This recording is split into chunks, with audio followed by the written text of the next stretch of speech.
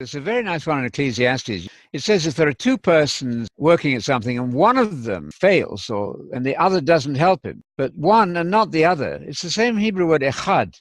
The notion that echad means more than one is a very, very nonsensical, strange falsehood. Echad means one. You count in Hebrew. Echad is one, the numeral one. In Greek, heis, I'm using the modern Greek pronunciation as we taught in the Bible college. Heis is the numeral one. Your child of two understands the word one. Ha-echad, the one person, that is. That's wonderful. I love that. Could you read the English out for us? What have you got in the English translation there? You got, if either of them falls down, one can help the other up, but pity anyone who falls and has no one to help them up. That's very good. The NLT has alone there.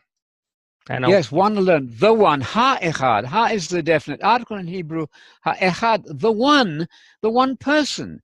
In fact, you know, the amplified version of the New Testament, which has very good insights often, there in Galatians, it says God is only one person. Well, that's not what you learned in church. You've been taught that God is mysteriously three persons.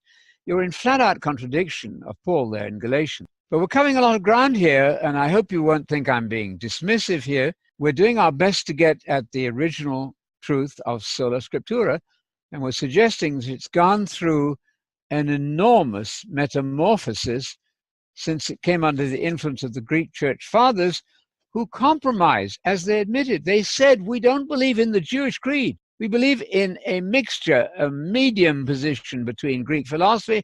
We don't like the polytheism of the Greeks, but we don't like the unitary monotheism of the Jews. Well, guess what? They didn't like the creed of Jesus. Think about that.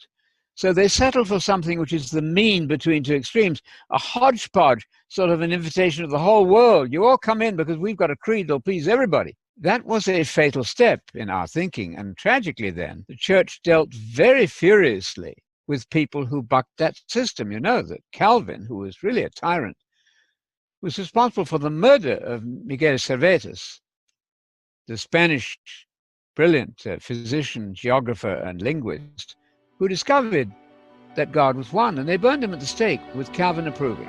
That's an awful thing.